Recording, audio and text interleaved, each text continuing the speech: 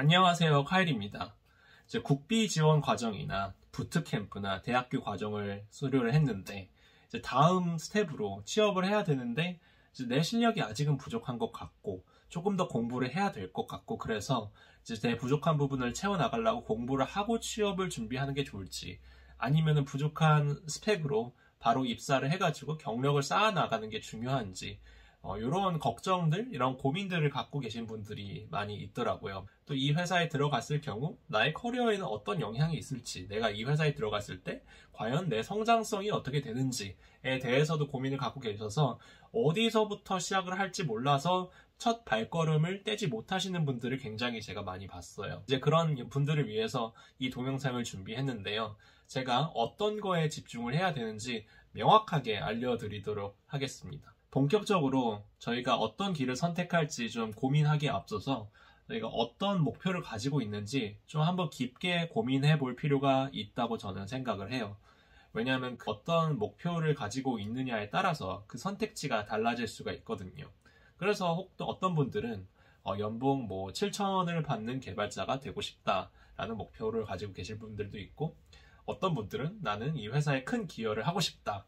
나는 시니어 개발자나 CTO가 되어서 좀 큰 기여를 하고 싶다라고 원대한 꿈을 가지고 계신 분들도 계실 거예요. 목적이 왜 중요한지에 대해서 좀 설명을 드리고 싶은데요. 목적이 이끄는 삶이라는 책의 저자는 인생을 항해와 비유를 해요.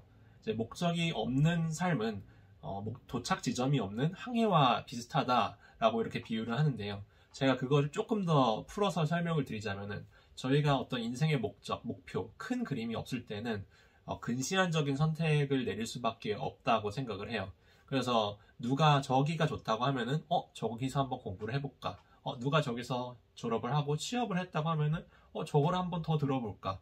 이렇게 생각이 흘러갈 수밖에 없는데요.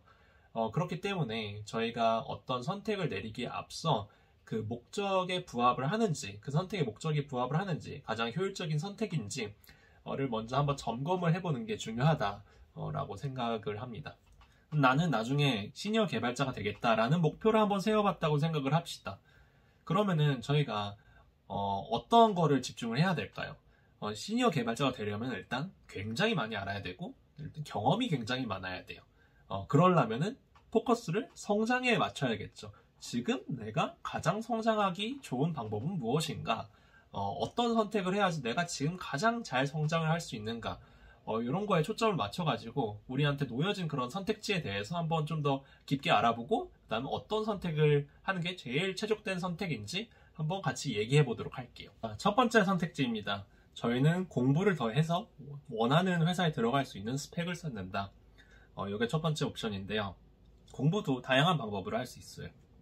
저희가 뭐 다른 학원에 들어가거나 다른 부트캠프에 들어가지고 공부를 할 수 있고, 혹은 이제 개인적으로 프로젝트를 진행을 하면서 원하는 기술이나 프레임워크를 독학을 하면서 공부를 진행을 할 수가 있어요.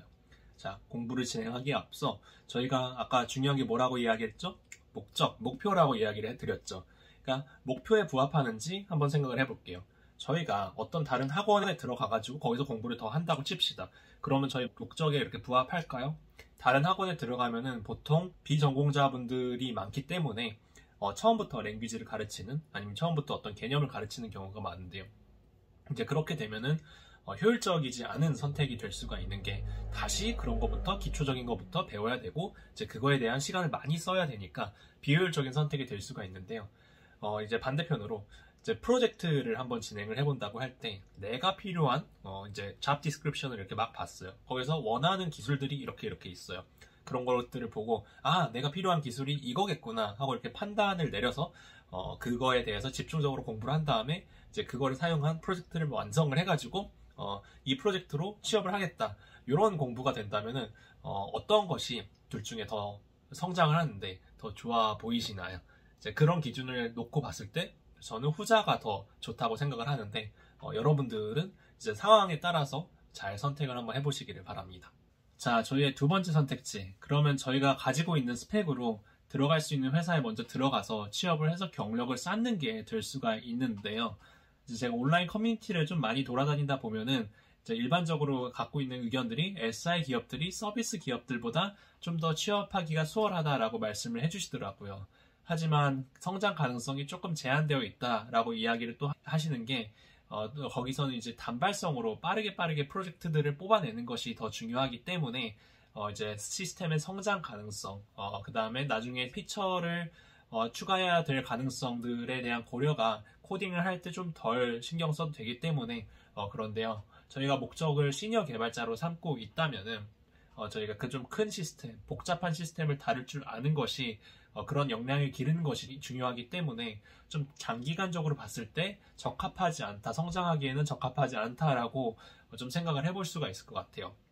그러나 저희가 지금 아직도 막 예비 개발자이고 아직 프로젝트도 제대로 실무에 대한 경험을 아직 못 해봤기 때문에 이제 SI 기업에 들어가서 실무에 대한 감각을 먼저 이렇게 익히고 그 다음에 간단한 프로젝트들을 좀 여러 개 이렇게 해보면서 그것도 사실 처음에 할 때는 쉽지 않은 그런 프로젝트이기 때문에 그렇게 좀 익히면서 역량들을 좀 이렇게 개발을 하고 또 자기가 부족한 그런 기술 스택이 있다고 좀 생각을 하시면은 좀 남는 시간에 퇴근을 하고 나서 그거에 대한 공부를 하시고 좀 프로젝트들을 남는 시간에 만들어 보는 그런 선택을 할 수가 있을 것 같아요. 그리고 이제 지금 기회를 발판으로 좀 삼을 수 있을 것 같아요. 그래서 이것이 두 번째 선택지에 대한 요약이었습니다. 그러면은 좀 결론을 내려보자면은 저희가 다음으로 가야 되는 그 방향, 그 길은 제가 느끼기에는 여러분들이 더 많이 성장을 하고 싶다면은 서비스 기업이 돼야 된다고 생각을 해요.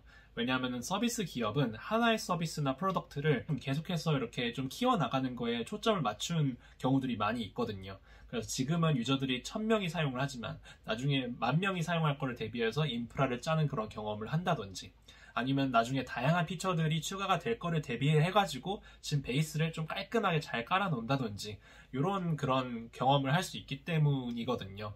그리고 내 자식처럼 이렇게 성장하는 그런 시스템을 만들어보는 그런 코드를 관리해보는 그런 경험이 되게 중요하다고 생각을 해요. 생각을 한번 해보면 나중에 보스 레이드를 막 하고 싶은데 나 레벨 50짜리 캐릭터가 뭐 100개 있는 거랑 레벨 150짜리 캐릭터가 하나 있는 거랑 어떤 게 보스 레이드를 더 잡는데 효율적이라고 생각을 하세요? 나 당연히 레벨 150짜리를 하나를 키우는 거겠죠.